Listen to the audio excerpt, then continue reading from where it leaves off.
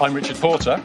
I'm Johnny Smith. And this is Smith & Sniff, a podcast in which two friends talk about cars and many other things live from Bentley.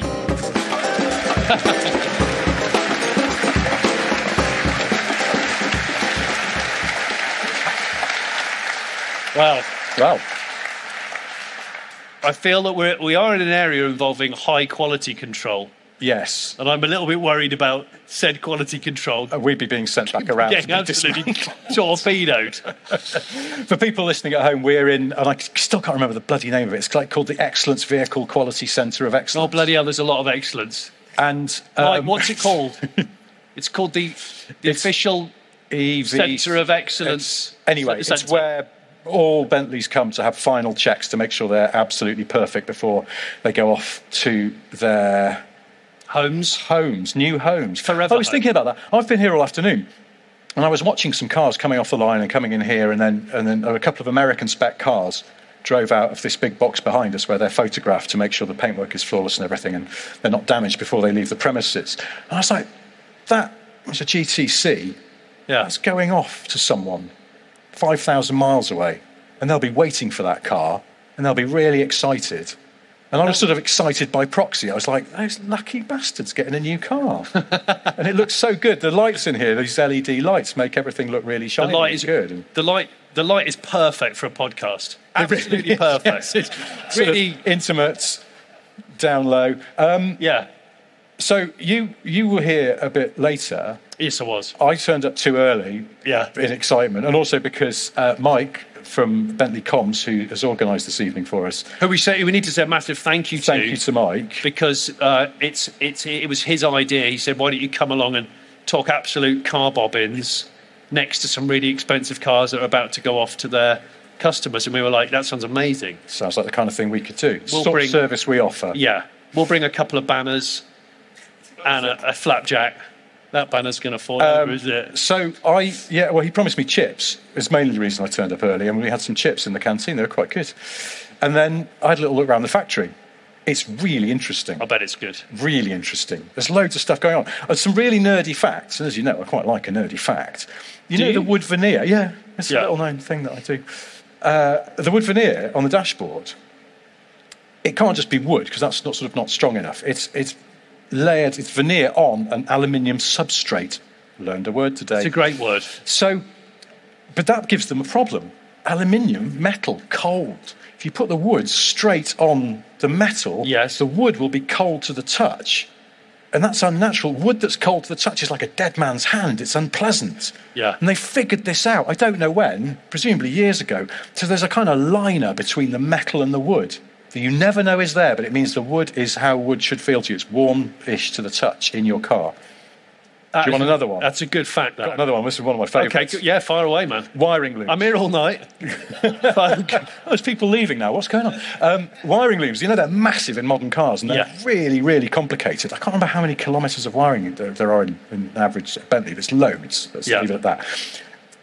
And it's full of copper, which at room temperature, or when it's chilly, is very stiff, but it needs to be fed through all the runs and channels and bits of the car that it needs to go and be clipped into. Yeah. So, alongside the production line, the bit where the wiring's put in, ovens. And the wiring looms put into they get warmed big up. Warmer-uppers, like plate warmers, like those old Hostess things your mum used to have in the 70s. They pull it out, and then it's all nice and supple, and they can start feeding it into the car, and it all fits nicely. And then it hardens, and it's not going anywhere. The automotive form of plate warming. Yes. It was the going out and striking the car up when chokes were a thing, and then going back into the house to finish your toast. Yes. Wasn't it? Well, also, do your parents have a thing about cold plates? My mum likes to warm plates, but she warms plates for a family that don't want warm plates, because my dad really likes colder food and cold coffee, and I sort of do, and seemingly my son does. So my dad used to regularly take a plate of dinner that was lovely, had time spent on it, and put it on the back doorstep for 5 minutes. The more I think about it, the more my dad is a bit like the dad from Friday Night Dinner, if you've ever watched that.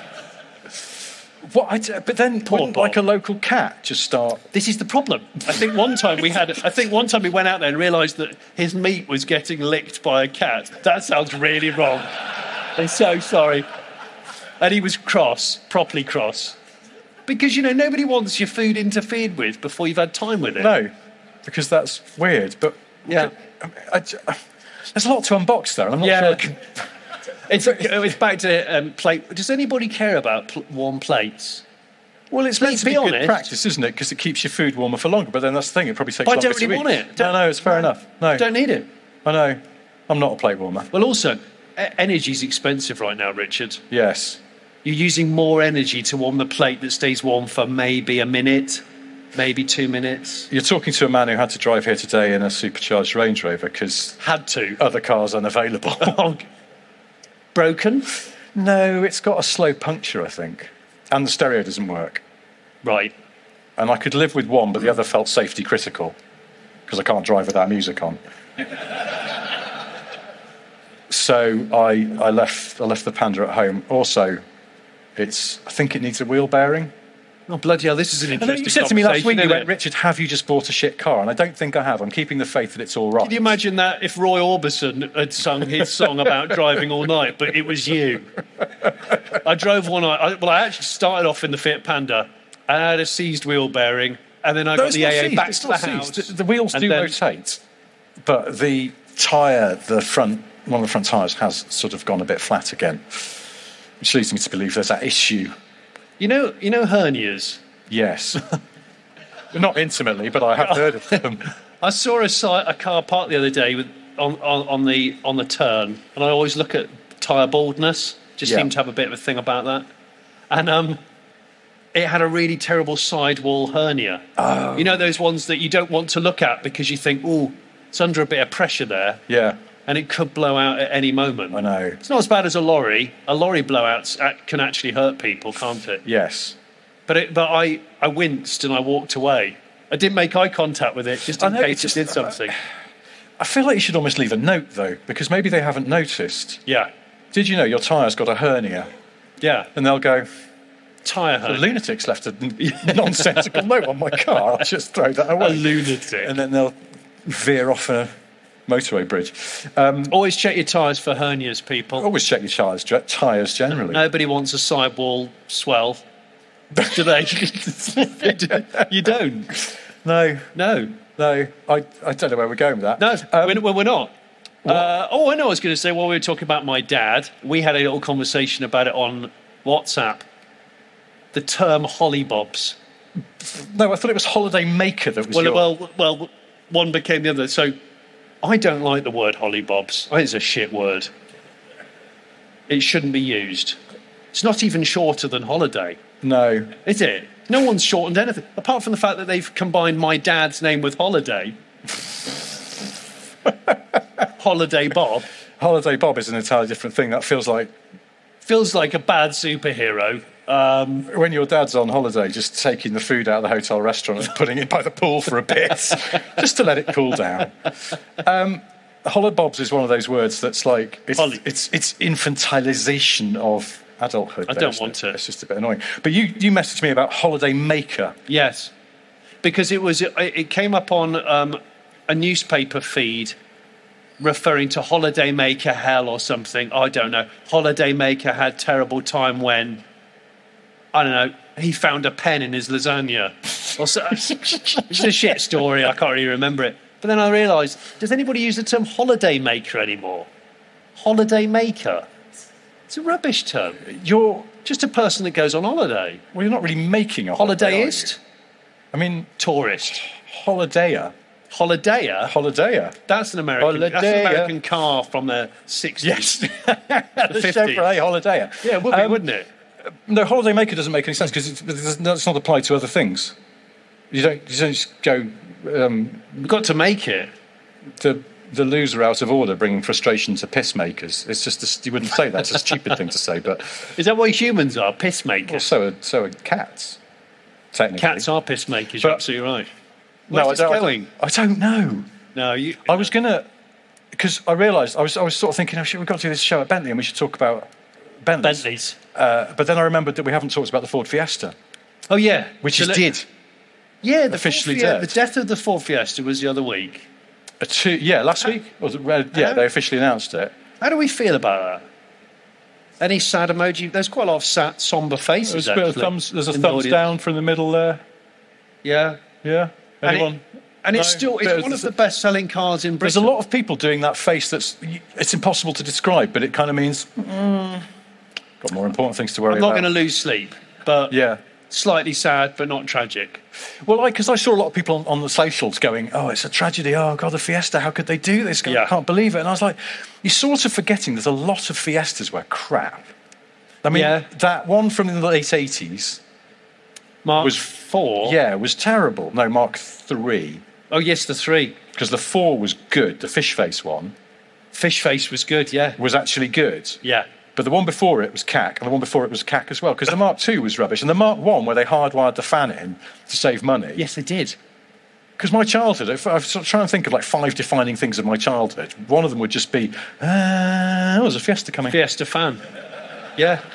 It's true, So you isn't remember it? this? I don't know if people are old enough to remember this, but Mark I Fiesta's it was just a wall of fan noise with a small car behind it. And there's a reason for this, is because Ford wants to save money, so they deleted the thermostat from the lower spec Fiestas and just hardwired the fan in so it ran all the time.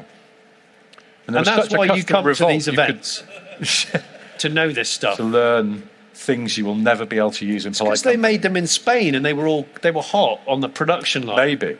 And they just left them all running. When I was a kid, we went on holiday to Mallorca, I think. We were holiday makers. Because it was the early 80s and people said that back then. We It's made true. ourselves a holiday. You made a holiday. Out of tinfoil and sellotape and an aeroplane. And we had a Fiesta hire car, Mark I. And we went off exploring the island, as you do. Of course you did. And the clutch went. And we were stranded. And my dad went, well, the clutch has gone on this car. What are we doing? And we found a phone box. Yeah. And rang the hire company. We're stuck here in this village, and the clutch has gone on the car. No problem, we'll come and get you. We'll come and bring you another car. And we stood Another there. Fiesta? Well, as it turns out, yes, because we're sitting there, it's, baking hot, middle of the day, crickets chirping, and it's like, oh, okay, so, at least there's a nice view. We're sort of up in the mountains. It's like the beginning of Club Tropicana, Yes. wasn't it? But then suddenly a wall of fan noise is coming up the valley.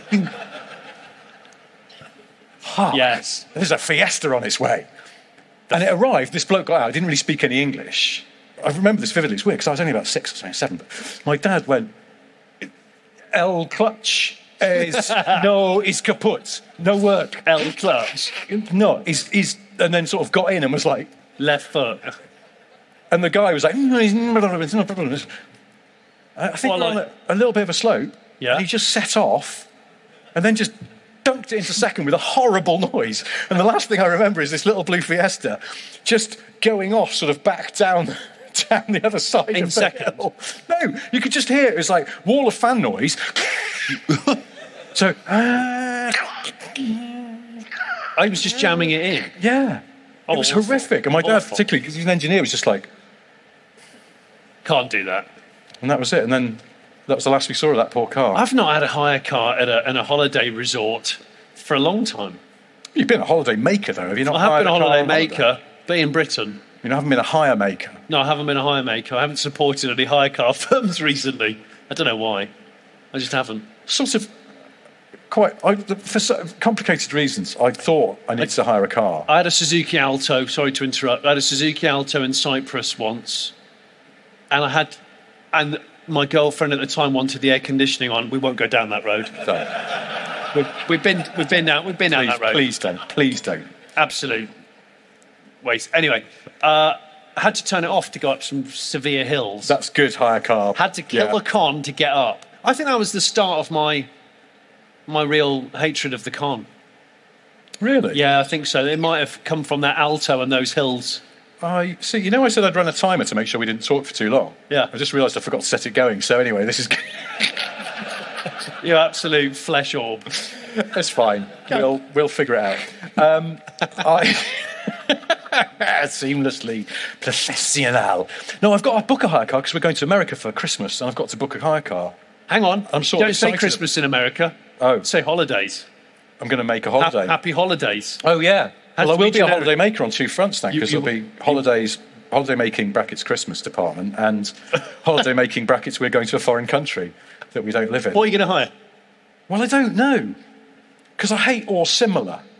Yeah. Because you go, oh, well, we've got the kids got that and everything, and so I'll just go, I don't know, Toyota Camry or similar, and you'll turn up and they'll, hey, we got a Humvee, and you go, I don't want that. No. So I'm not sure. It's sort of nerve-wracking and exciting all at the same time. Anyone got any suggestions as to what should he hire off of America this Christmas holiday? Sorry, this holidays. When I make a holiday. A what? A press flan. Oh, What? I don't know. I still thought you said pressed flan. It's like, it's a delicious idea, but it's not going to get me to... You did drive a pressed flan. Pressed flan. Just continuing the conversation about Fiesta fans being constantly on. Oh, pressed fan. No, it's not. Well... Oh, press car. Oh, yeah, press car. Of Press course. car. He's not going to really pay for one. No, You are. I am. No, you're not. All right, I'll be honest. I think I've blagged something for the first part of our making of a holiday. There we go, you see. And it's... For journalistic reasons, because I'm going to write about it. Is it a Fiesta Raptor, the run-out model that we haven't had yet? Actually, that could be shit hot. It's so powerful that the cooling fan actually pulls the car along as well. It's a fan car. Fan car. But no, then I need to... I'm not going to try and blag something for the second part of the making of the holiday. Okay. I'm going to hire something because of complicated reasons. Would pay for it with my own money. Shock, horror, journalist in paying for something, but I don't know what to do about... Go for a hatchback that's now a booted car for the American market, and it's a bit awful. I don't know if there's many around anymore. They've made them all... Echo that was a Yaris with a boot. Oh, yeah, they were awful. Did you ever see that Robin Williams film, 24-Hour Photo, was it called? Did anyone see this? A very odd film, but... And the way they made it quite clear this man was a loser and a psychopath was by giving him a Toyota Echo. It was Really? just like, yeah. Straight away you went, oh, he's a bit of a wrong-un. Look at his car. A bit of a I wrong... presume that was the intention. Sorry, spoiler alert, Robin Williams is a wrong-un in this film. At least I think so. I fell asleep on a plane watching it, so I might have missed the middle bit where he did something else. But I was on a ferry recently, and it reminded me of... I went on a cruise ship once when I had to go from Portsmouth to Bilbao. I drove an MX-5 that was a launch model, a special edition, and we had to take some photos of it in Spain, and I had to drive it from Bilbao to Granada. There'll be a point to this in a minute. And on the ship, it was an overnight thing on the ship, and there was a film on in the cinema. Oh. And it was Insomnia, which I actually can't remember what happens in the film Insomnia, but I genuinely fell asleep in the cinema. I woke up at the end having no idea where I was. Completely forgot that I was on a ship. In fairness, if you're in a cinema, your first thought is going to be, oh shit, I'm in a cinema, not I'm on a ship. Unless it's... Yeah. What happens in Insomnia? I've got no bloody idea. I think it's got Al Pacino in it. What, the ferry? No. Yeah, The Ferry, starring Al Pacino. That's exactly what it was. Is this when you went to Ireland the other week? You went on a ferry? Yeah. It was really good. I haven't been on a ferry for ages. No, I haven't. I haven't been on a ferry for, since the 20th century, I reckon. It was good. It was really good. It was quite... I noticed it could manoeuvre exceptionally well. Really? Yeah. Phil can attest to that. Where's Phil? There he is, Phil. How stable was that ferry? Yeah. Really stable. He was worried he was going to get travel sick. Got quite nervous. So I made him eat an enormous breakfast. But and said, you'll be fine. It's part of my problem with ferries is that... I have a few problems with them. And one of them is that, to me, they always smell of sick. Yeah, the first ferry was a little bit like that. The second one was better. All the metalwork looks like it's been painted by hand. By which I mean someone's just scooped up paint and smeared it onto stuff with their bare hands. Yeah. And once... we were on a ferry. I feel like I'm using all those tins. Childhood holidays. If you imagine, everyone in Britain has tins of something in their garage, some sort of paint, and there was a tin amnesty. Yeah. A garage tin amnesty. Yeah. Where you all went to your police station and went, I've got I've got a litre and a half of yellow gloss. I don't even, in fact, it was in the house. It was in the garage when I bought the house. I don't know where it came from. I just haven't thrown it away. And then the ship companies go, right. Yeah, thanks very much. Have all that shit. What's that? Bright green. Yeah, no problem. We can find a use for that. Well, off-whites, no problem. Yeah, Irish ferries need that. Yeah, we can get the boat out. So is it like in the Amish do a barn raising? Yes. Everyone in the town just come around, we're raising the barn. It's like, come over to the port, we're painting a ferry. Oh, great, we've got all this. This has gone a bit crusty. Doesn't matter. It's got a big skin on it. Tear the skin back. Yeah. There'll be something in there. Use the skin as a logo for something, like in the cafe. Honestly, there's nothing in the world more badly painted than ferries. A skin logo? sounds awful. Come on our ferry, we've got a skin logo and everything. God. It's a creepy sounding ferry, if you don't mind, I'm not going to go. But maybe I'm maligning ferries because I haven't been on one for 20 odd years. So. That's good. But I was once on a ferry. We went on a family holiday to Denmark and we drove in my dad's Talbot Solara. Oh, gosh. And on the way home, yes. Yeah, Solara, what a bad car. So if you're Danish and around about 1984 and you were like, I've heard a lot of chapet noise in the village, well... That was us. We were just driving through. And they have those ferries with the... sort of like you've got the main, inside the hull of the ship, but then there's shelves either side, and they're kind of, I think, on wires so that they can be lowered down. And one side failed, and it went dunk like that. I mean, I'm exaggerating. It didn't go to 45 degrees, but it dropped, and we were in the car at the time waiting to disembark. Really? Yeah. It was terrifying. It's good somebody went, look, that car's crap. Yeah. But he just... Well, it was a whole row of cars, row of cars going all the way back. Just, boom, dropped. It was really frightening, and a metal plate that covered part of where the wire went through flicked off and dented my dad's Solara. That was my dad's dinner. He'd put it out there. Yes, so why is it gravy? Put it out. It was too hot. He got it from the cafeteria, had to wait an hour, let it pipe down. I still can't get over your dad just putting food outside. Yeah. Because we've talked before about backdoor people, as in people who come to the... No. Don't be dirty. No, don't go there. People who come to the back door of your house. Yes. I've just become a backdoor person again, not like... Still no. No, because the house that I'm renting at the moment, I much prefer the back door to the front door. So I'm actually... Still no. So what? But you're allowed to go to your own back door. I'm talking about people who, when they call round, fighting a losing battle here. Do you think backdoor people get in through the back door of their own car? I bet they've got a car. My brother. I bet they've got a car like my brother's Golf. The central locking's really bad, and when you go to unlock it, it's like a Russian roulette of which one will unlock and which one won't. Yeah. And he's got bored of trying to fathom it all out, so he regularly gets in through the door that he doesn't need. And then the centre console's in a bad way because he gets in with like steel toe cap boots and just shimmies across. Man. The interior's hideous. Do you know what I found out the other day, though? Our little VW e-up, my wife goes to work in it, and she said the car park at her work is tiny, really narrow spaces. There's one reason why she loves the up. She said you simply couldn't get a bigger car in that car park. It's a nightmare. She only told me the other day the car park is so tight sometimes if you get one of the worst spaces, she can't get out except through the boot.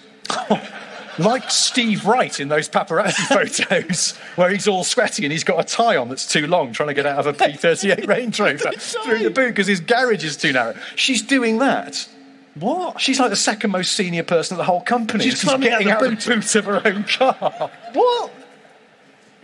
When was the last time anybody climbed up the boot of their own car? Anybody? Anyone? What? In one. Was it in one? No, not like in... No.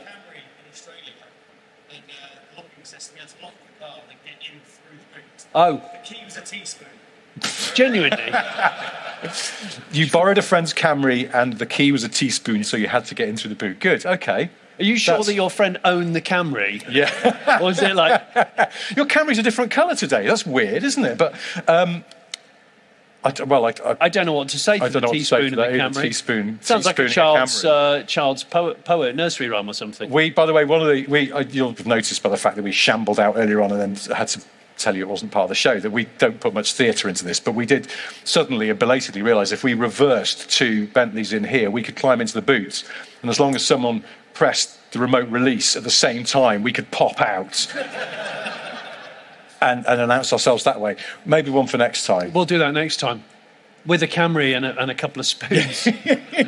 Of course, they don't sell the Camry in the UK, so we'd have Not to anymore. might import some just for that. Specially imported teaspoon Camry. For a really bad stunt that's not that impressive or funny. That's a What great were we idea. saying about? Oh yeah, your brother. So your brother's Russian roulette central lock-in. Yeah. In the Mark IV Golf, But- they just won't die. Oh yeah, people getting into the back door of their own cars for no apparent reason. Yeah, and shimmying through, which is great if you've got a flat floor car with no console. Easy.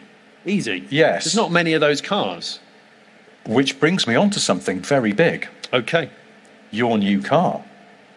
I do have another car. If Yeah. you listen to the I didn't say podcast, new. Christ knows why you'd be here if you don't.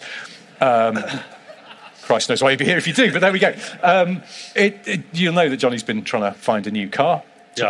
buy. We've had lots of suggestions. I haven't even shared the latest batch of messages we've had through that I don't think you've seen, including someone who sent us an Impreza, an original shape Impreza estate. Yes. I think it's Japanese import. And the ad says, a paint can exploded in it. What? But I've replaced all the seats with new leather seats, and I think I've cleaned most of it off. And then you look at the pictures, and the door trims tell a very different story. But it's the shot of the speedometer to show the miles and to show the mileage is what it says it is. Yes. Where clearly, in the foreground of the shot, you can see a paint-splattered column store. Oh, really? And you're like, where was the can when it exploded? How big an explosion was this? I think it was like that episode of Mr. Bean where, he just like covers over the things he wants to keep unpainted and then blows up a can of paint Oh, my. in the living room. It's like, it's anyway, I didn't send you that because I thought you wouldn't be interested. I mean, it's like an art car. Not done very well. Yeah. I think that's probably the best way to. But who's the guy with the spinning discs who throws the paint from a high? Damien Hirst. Oh. It could have been a lazy Hirst. Pre-prod Hirst. Pre-prod. Subaru. So, anyway, I know Yeah. the answer to this, Yeah. but perhaps you would tell the ladies and gentlemen. I don't know if it's going to be that interesting. We'll see. I don't know. Are we going to get an ooh or an Well, ah the or just what? tack changed somewhat the remit for my needing to take the children to school and stuff. A car that wasn't a two-seater, and my videographer friend Matty, who about a year ago bought this car, and I went to view it with him to have a good look around it because I was quite enthusiastic about it. He's considered selling it, and he tried to sell it to me several times, and I said, no, it's more budget than I'm needing to wanting to spend right now, needing/wanting, and so anyway, over the course of last weekend, he wore me down, Richard, over 3 days. £1,000 came off it a day, and I didn't even haggle. I just went thanks, but no, it's still more than I'm wanting to pay for a car at the moment. And meanwhile, I'm on my phone at 1 a.m, cruising, Car and Classic, Auto Trader, eBay, etc. And so he said, "Look, Johnny, I think you should have it. I know you really like it. I've got other things going on at the moment. I just need to get something a bit newer. It's a Honda Element." There you go. You see, it's met with flatness. No, it's getting a no. There's a subtle difference, but there was, Death the Fiesta was kind of a. So it's a Honda Element. This was a.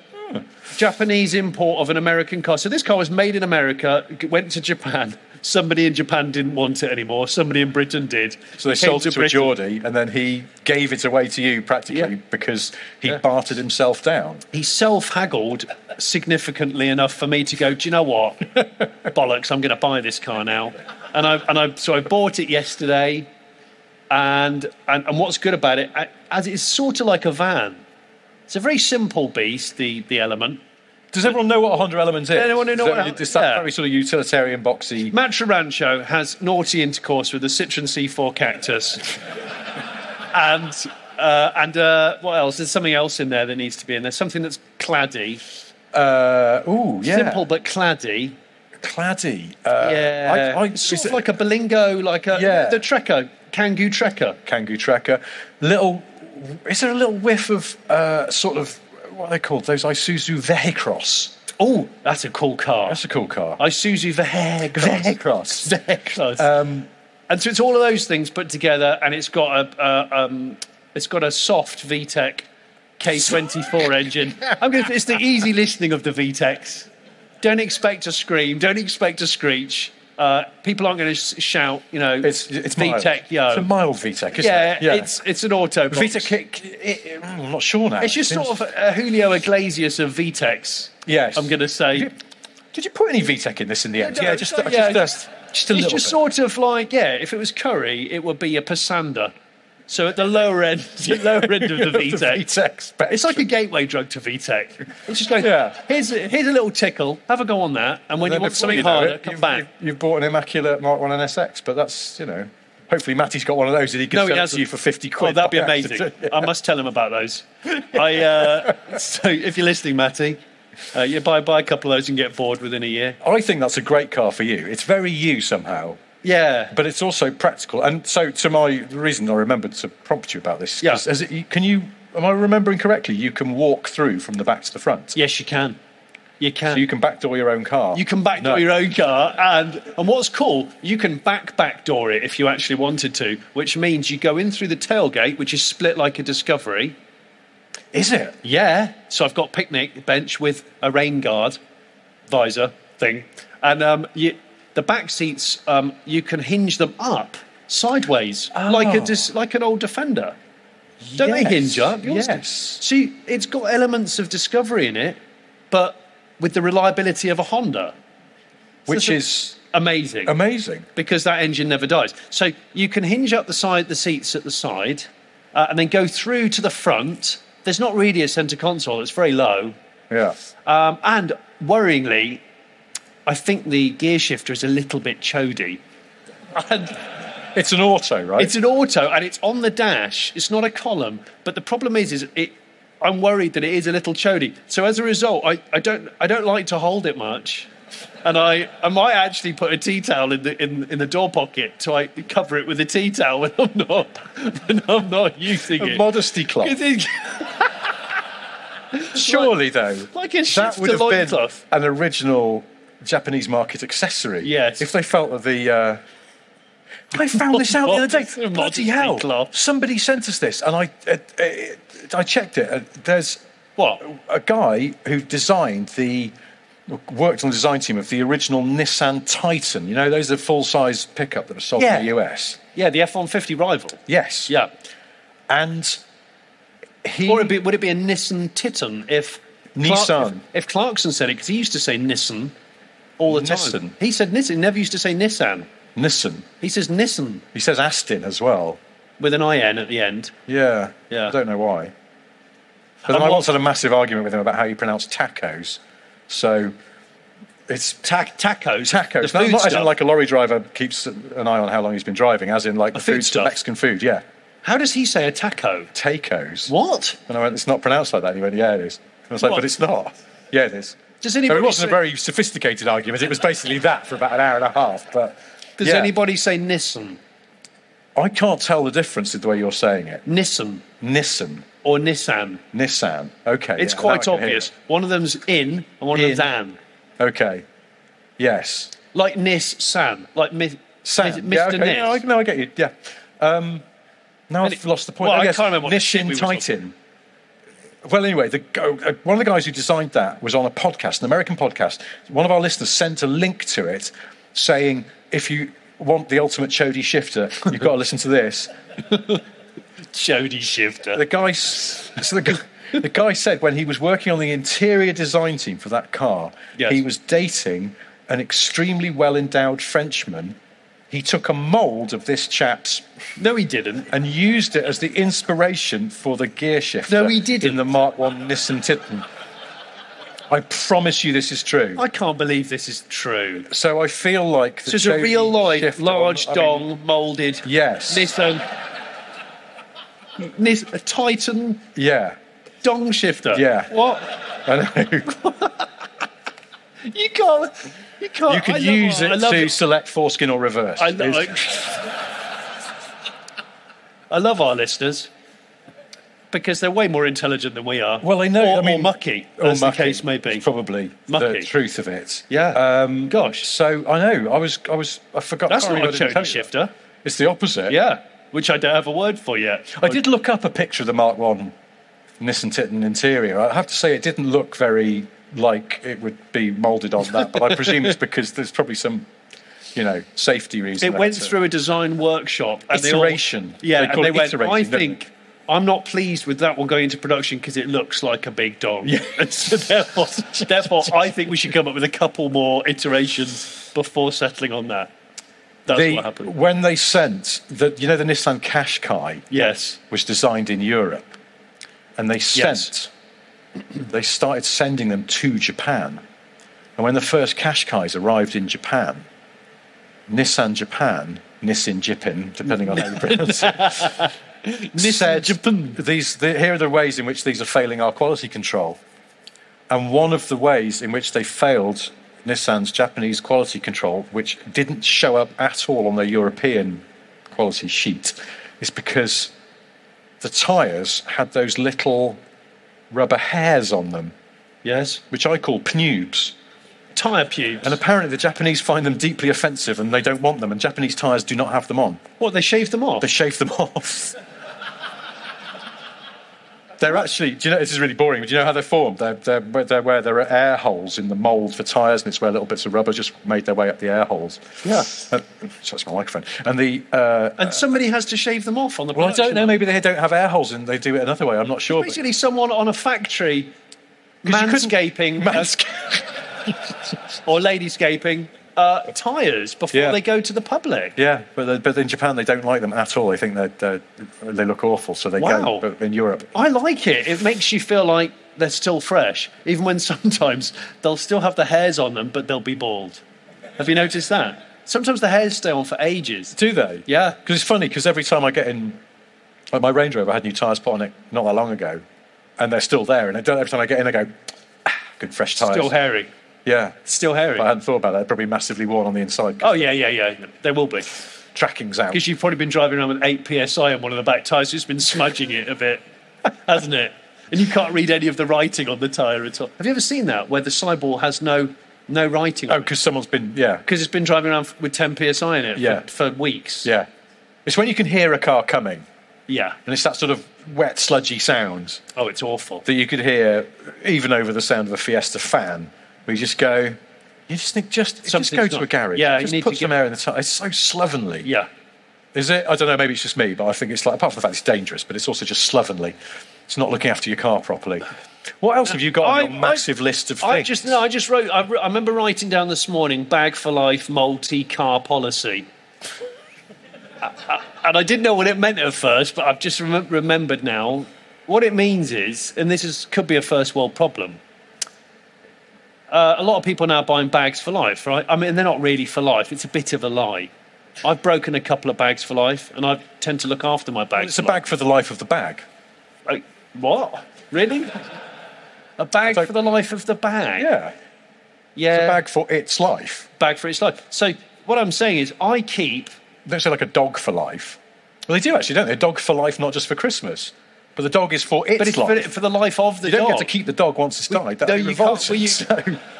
Some people might. Well, you could have... Anyway, we're probably going down... That's taxidermy. Yes. That's just different. So, where was I? Bag for life. Bag for life. So, obviously doing this sort of job, you drive lots of different cars. got a Seat Leon estate out there. It's not a Bentley, unfortunately, but it's what I drove here in. And had to go to the supermarket.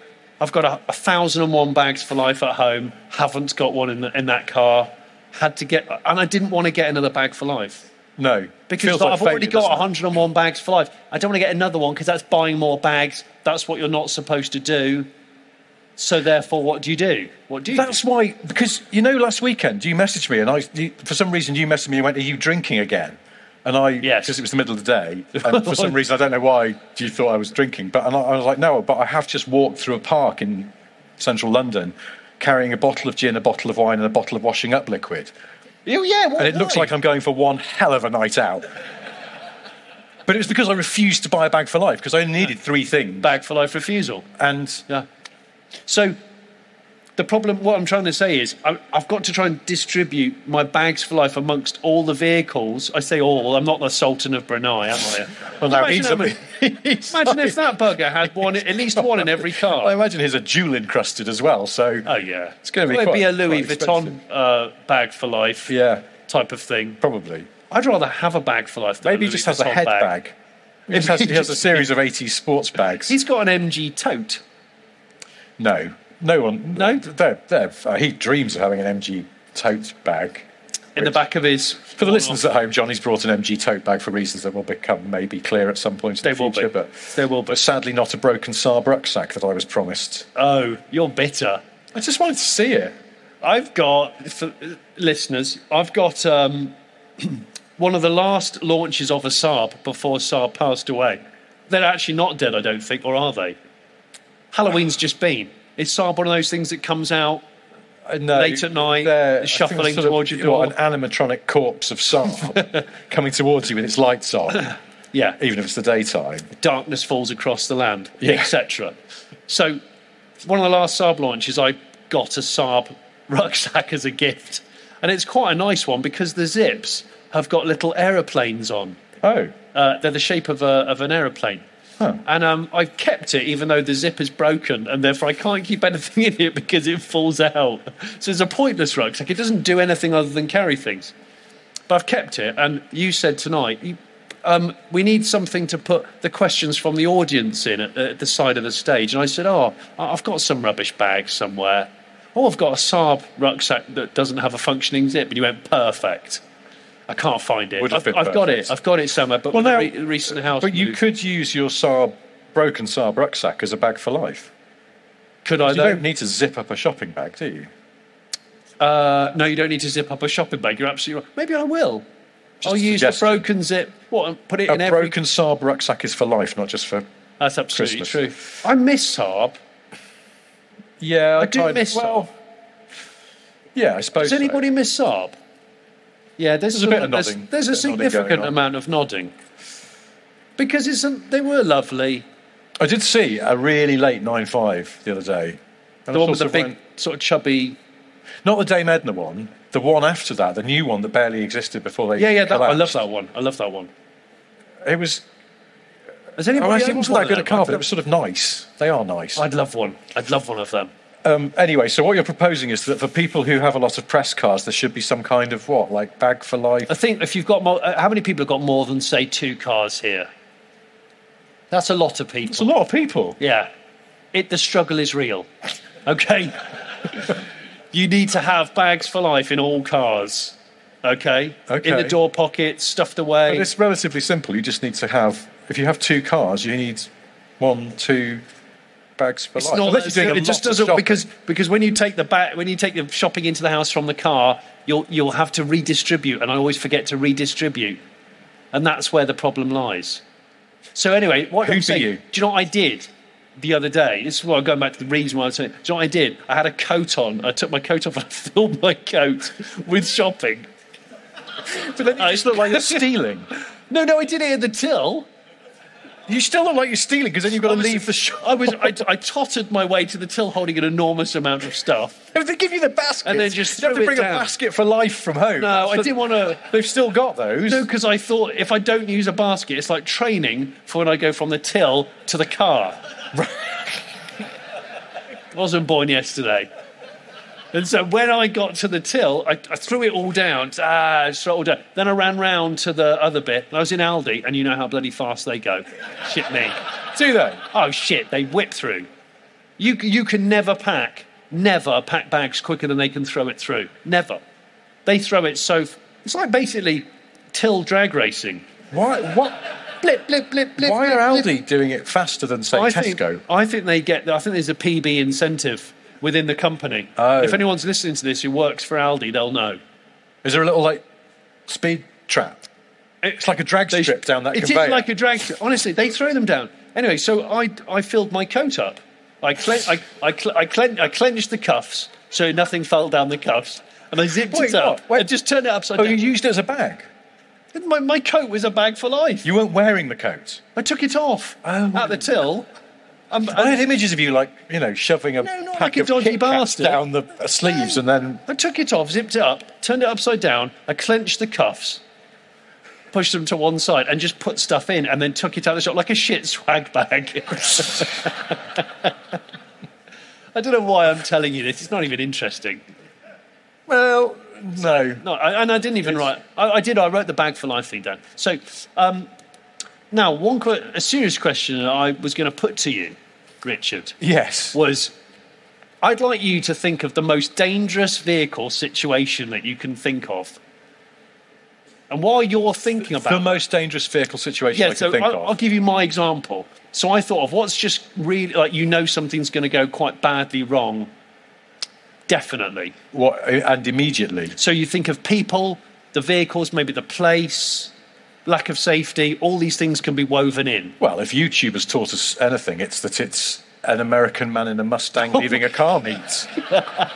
Or the one recently, the Camaro guy. Oh, where he actually fell out of it. Has everyone seen that? Where the guy in the Camaro tries to leave a meet and, spoiler alert, falls out of the car. Actually falls out of the car, and the car exits stage Just right. goes off, Just and then- disappears off.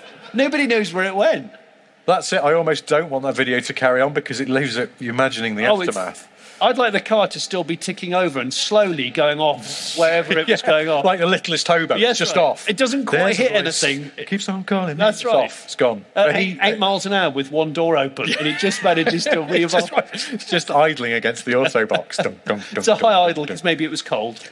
Noel So it just Gallagher's keeps- high idling Camaro. Yeah. It's off. Noel Gallagher wouldn't be out tonight with his high-sided vehicles. No. It's Extremely dangerous. Gale force winds out. It's Amber Alert, Amber Yeah. Watch, or whatever they Yes. call it, isn't it? It's Amber Heard. It's Noel Gallagher's high wind warning. Yeah, it Is is. in full force tonight. Noel Gallagher's low bridge strike.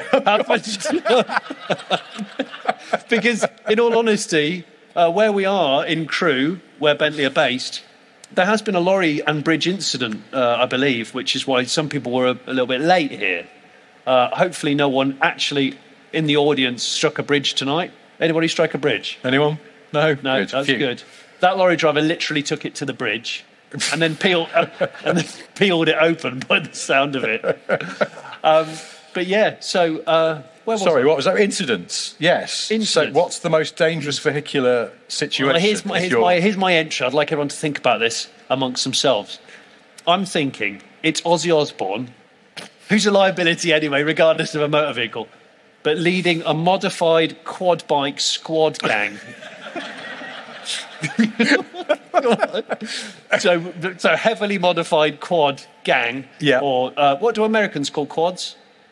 ATVs. ATVs. But all of the quads have got unlubricated throttle cables. So it feels really stepped. There's not a smooth twist to the little thumb. So it's like a sort of on-off, kind of really jerky. And they're all running permanent nitrous oxide that wasn't Just needed jammed anyway. on. So Jammed. it's like an angry dog on a tight lead that won't listen to any commands. Yeah. And that no one's wearing helmets. Of course. And they're they're going way too fast, but on very narrow Spanish or Cornish streets. This is becoming Preferably cobbled. incredibly specific. I was thinking about this on the journey here today. And then I wrote down at the end, also amphetamines. Because I thought, well, it has to be dangerous. Right? So And Ozzy's the leader of the gang. Ozzy Osbourne's the leader of the gang, so he's setting the pace. But he also keeps insisting he knows the way and making extremely sharp turns. Very. Oh, I think it's just down here. And then you go, awful. whoa! Yeah. It's got they've got no diff at all, those things. have No, they've got no difference. They're lethal. And he's decided to keep his in four-wheel drive. I don't know if you can actually change them from 4 to 2. You probably can't. But he's also not checked his tyres. So he's got the front tyres are really hard and the back tyres are really soft. He's got like sand setting on the back. And on the front, it's sort of like hypermiling setting. He inflated the front. He's Popped gone off way to hard. have some drugs. Yeah. Came back. Oh, Thought he'd already done the rear, so he just did the fronts again. Yeah. And he's got a sidewall hernia on one of them at least. So let's just recap there. Really, so jerky, probably seaside town throttle cable, unlubed. Yeah. Really notchy and horrible. Yeah. Permanent nitrous kit, very eager, not appropriate. already a heavily modified quad bike. Yes. 80 psi in the front tyres, 12 at the rear. Yeah. Okay. And he's on Cornish cobbles. He's on Cornish cobbles. Oh, and narrow streets and amphetamines. That's where I'm going with that one. Well, I can't think of anything What more could dangerous possibly than go that. wrong? What could possibly go wrong? I'd like to watch it, though. It'd be like the Pamplona bull running thing. That's cobbled streets in Pamplona. We've talked Is about it? Pamplona. Yeah. It is, because the bulls regularly get out of shape on a tight corner. They do, don't they? Because trotters don't grip wet cobbles very well. There's a little bit of... No, but the bulls run an open diff, don't they? They do.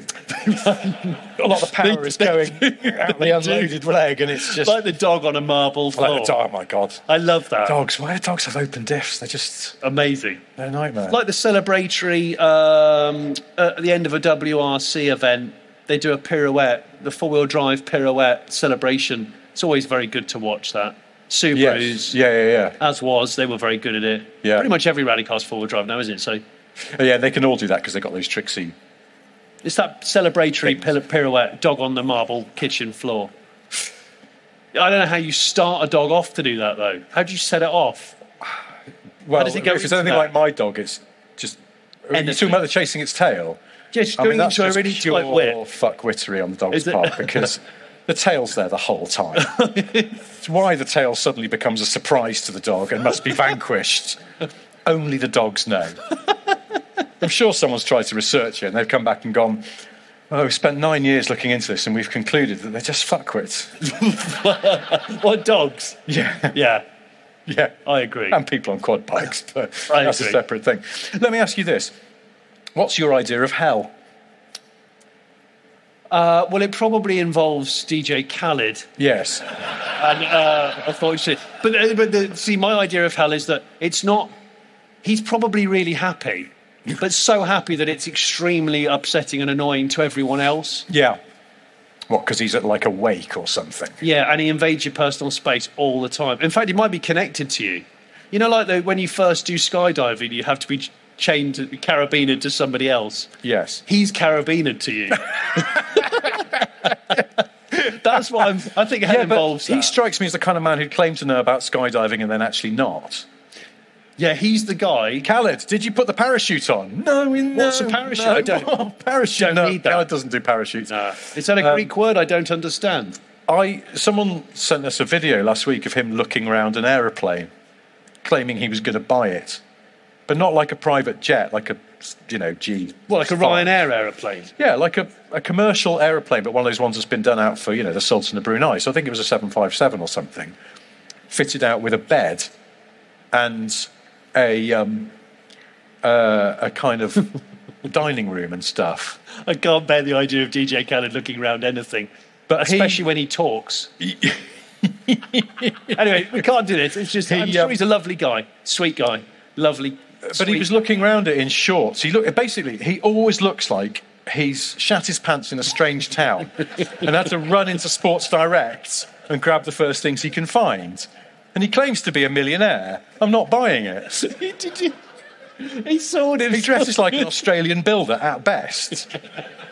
And so he's looking around this bloody, whatever it is, multi-million-pound plane, claiming he's going to buy it, maybe, in like some tan, but not even like tailored shorts, just He's like doing sort it of... really quickly because he sold himself. He'd be like, look, let's just stop this from being embarrassing. I'll just buy the house. Everyone get out. And everyone get out of the house. I've bought the house. He gets on the bed with his shoes on, which is an immediate no-no. It's the kind of thing your mum would shout at you for.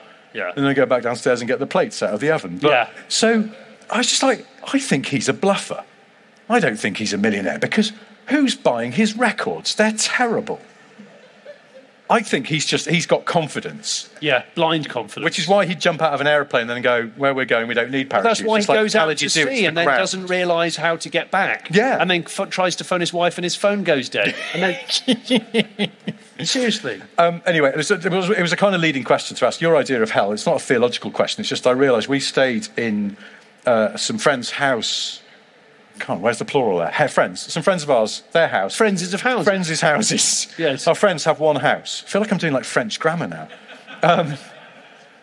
J'habite à Maison d'Ami. So some friends of ours were away. We needed a place to stay in London last weekend. Yeah. We stayed in their house, like an Airbnb, but Sweet. free. And I remembered something I'd forgotten for a while. Hell is someone else's kitchen. Because you cannot find a fucking thing. Yes. And they don't tell you about the cupboard door that's going to come off if you look at it.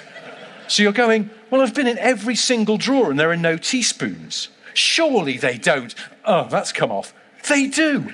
What kind of psychopaths keep teaspoons in an eye-level cupboard? And you learn more about people you think you know well by going through their kitchen when they're not there than anything else. You could live on a desert island with them for a year and you would not see into their soul as deeply as trying to find the fucking coffee in their mysteriously laid-out kitchen. I stayed in someone's house last week and I opened what I thought was the fridge, but it was the freezer, which isn't interesting. Anyone can do that. However, it was so full of stuff and I needed to get something out of it. I had to pretty much take everything out of the freezer to find it, which took 10 minutes. I emptied a freezer for 10 minutes. A stranger's not a stranger, a friend, but they were out, so I couldn't ask them where anything was. Did you use a teaspoon to get into their house? I didn't use a teaspoon to get into their house, but I did accidentally take their house key home. I realised it was in the car when I got home. And I live a really long way away from them, at least 4.5 hours. Yeah, I mean, they had a spare one, but I've got to sort that. That's funny, because what I did was shut our friends' keys in their house. Did you say shat your friend? No, sorry, I was using the Nissan pronunciation. I meant shit. Oh, okay. The keys in their house. And they were already the spare set that we got off a neighbour. And they were hundreds of miles away on holiday. Did you break in? I contemplated using my son, because he has thinner arms than me, to reach through the letterbox, because you could get the latch. Yes, you can. It's a long and not interesting story, but we got back in the house in the end. Yeah, we mustn't tell listeners how to get into houses into my friend's house. Or locked. But we should probably wrap this up. I don't know what time it is, but I'm assuming it's time to stop. We've been getting lots of signals of please, dear God. Do you want us to end it now? End it now? End it now. I mean, I can see a lot of people nodding, so I'm going to say yeah, no, not you, them. So it feels like being at a DJ Khaled gig, except we're DJ Khaled. Please stop. Please, that's my idea of hell. So we'll knock this on the head. Yes, I think. Yes, we will. But that's fine. We can do the other housekeeping bit in a minute. We'll do the bit for listeners at home first. I'm just going to touch this DSG trombone. Well, we'll talk about that later. Yeah. Oh, it's still wet. Before it's. I think my finger definitely stuck to it. For listeners at home, we've been given a beautiful DSG trombone, which is actually a trombone with DSG incorporated into it. It's quite incredible, but the kind person who gave it to us warned us that it is still wet. It looks like a prestigious movie trophy. Award. Yeah, it does, doesn't it? Yeah. I'm the best director of 2018 of a foreign spoken film, and that's what the award was. It's brilliant. Yeah, it's beautiful. All right, well, anyway, that's probably enough of all this. On that side of things. On that side of things. Before we go, I have 3 things to tell you that I'm desperately hoping I can remember now. The first one is that Johnny has a solo YouTube channel. Oh, no. Here we go.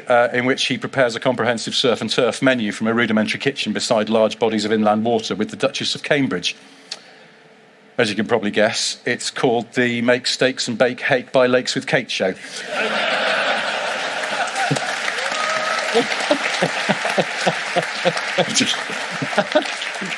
Did it the other way round this time, just for a change in exercise. That was good. You bloody learnt that. It's a freaking miracle. You fool. The second thing I've got to say is just another massive thank you to you all for coming here to be our audience, and a huge thank you to Bentley, and particularly to Mike Sayer from Bentley, who organised all of this and very generously let us into their factory and places where they don't normally let people see. So thank you to Bentley and to Mike. Yeah, thank you. And the third thing I've got to tell you is that tiramisu did not appear in any cookbook until 1980. Really? See, there doesn't Mark... pretending to be interested. Doesn't Mark Bolan from T-Rex say tiramisu in that song Metal Guru? I used to think he said tiramisu. No, it's everything but the girl, isn't it? Tiramisu, like the desert's mask. Does he say tiramisu? Or might... Probably, yeah. But that song was... Hang on, that song was made before 1980. Yeah, how would he know about it? Way before. The full story is tiramisu's existed since about 1800, but it was considered an aphrodisiac and therefore a bit naughty, and so no one ever wrote the recipe down. And finally, in 1980, an Italian cookbook carried the recipe, and then an English language followed soon after. So sometimes it's erroneously said that tiramisu didn't exist before the 80s. Erotic dessert? Yeah. I don't know why. That's a great way to end a podcast. It really is, isn't it? On that extraordinary, creamy, delicious note, thank you ever so much for listening at home. Thank you ever so much for tolerating this in the, I was going to say studio, it's not, in the centre of excellence that has very much now been soiled by our presence. We'll do this all again very soon. Yeah, we will. But until then, goodbye. Thank you, bye.